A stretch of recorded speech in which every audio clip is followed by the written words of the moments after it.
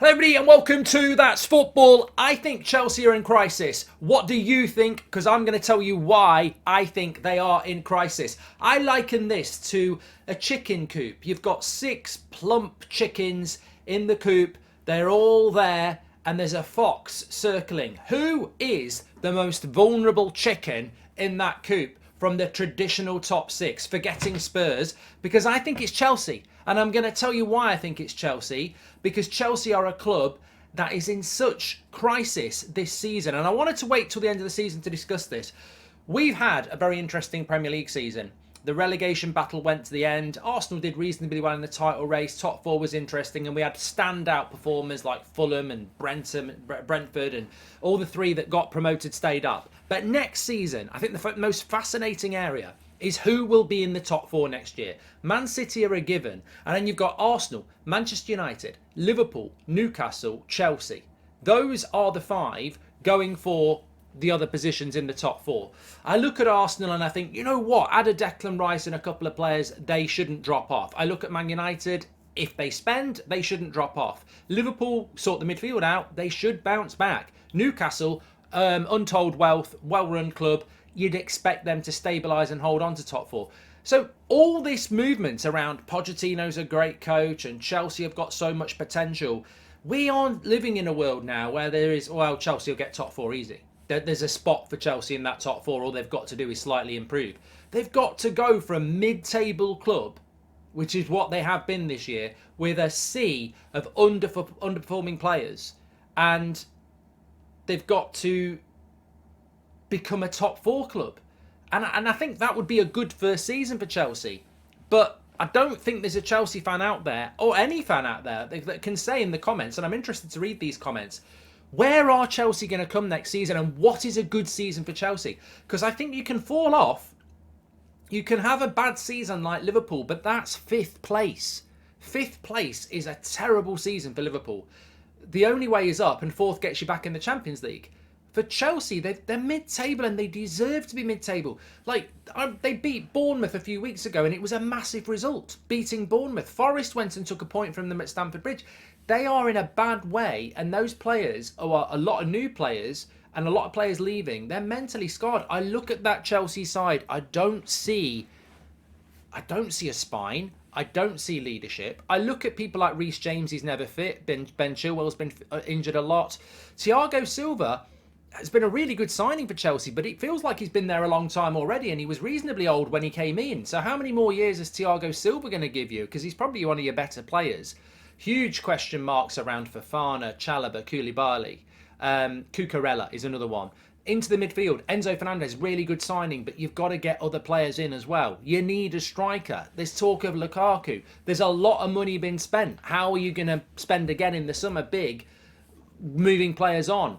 You know, the identity of Chelsea and what they are is really confusing.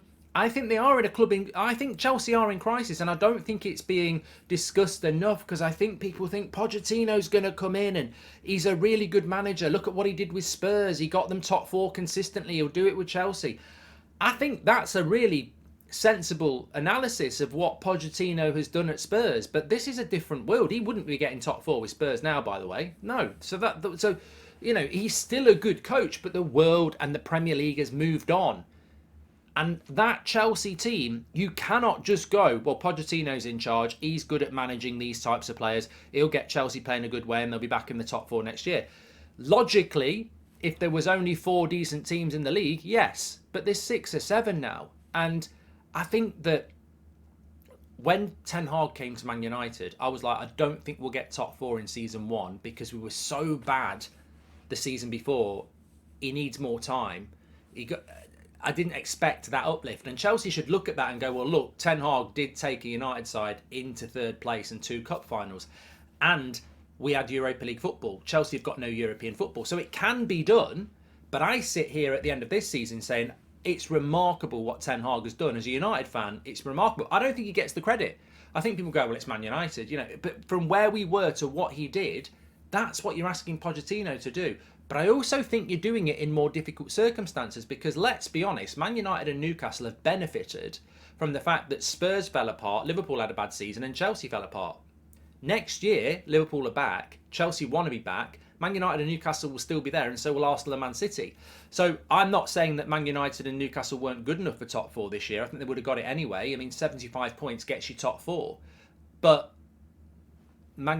Chelsea and Liverpool weren't at it this year. Next year, it will be hard. What I'm saying is it's going to be harder for Pochettino to do what Ten Hag did. And I think what Ten Hag did was magnificent, and Eddie Howe. So, and I think that you could look at that Chelsea mess and go, I don't think you can sort that out in a season. I think Chelsea are in for a tough season next year. I might be wrong, and the one thing I will say, the positive, is that the European thing is an advantage not to play in Europe, because basically Pochettino needs as many days on the training ground as he can get.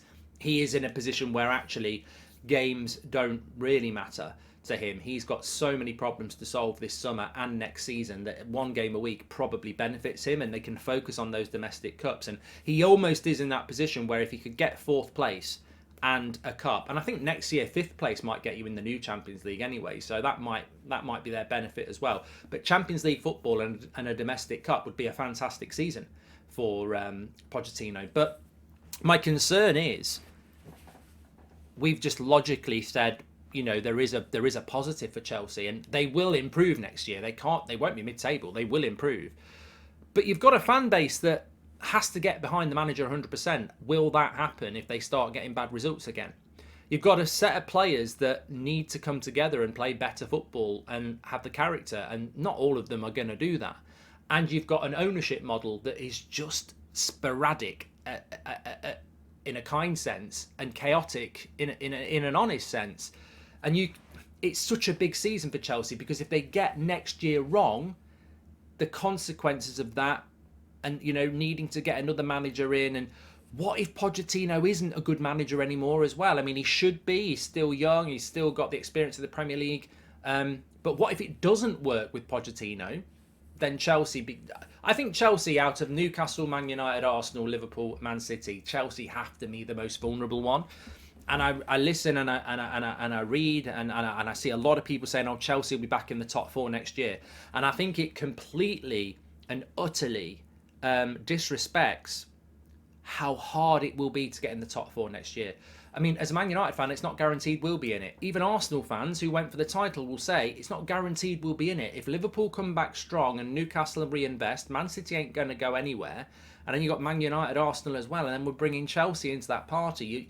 You need somebody to fall off. And lo and behold, somebody will. Like, no one would have predicted that Liverpool would go from last day of the season fighting for the title the season before this one, and 3 cup finals, to 5th place.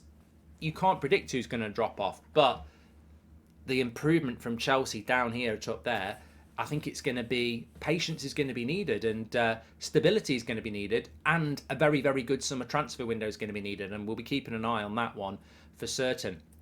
Get your comments in below. I mean, I suppose the big question is, who of the big six, and we put Newcastle in Spurs' place for the big six now, will struggle next season? Because logically, even if 5th place does get some teams Champions League spots because of coefficient points, 6th place is the loser place, isn't it? Who's going to be in that 6th place next year? And as I said, that fox, or that dinghy being circled by the shark, and you've got all the top 6 on there, I think Chelsea's legs hanging out a little bit, and it might be bitten off. So I think Chelsea look the most vulnerable at the moment. But get your comments in below. Let's see what you think. And don't forget tonight, very excited, talking about Chelsea, Jose Mourinho. I think it would be his 6th European Cup, European winners, European trophy tonight if they beat Sevilla. Roma against Sevilla, Europa League final, live watch along on the channel.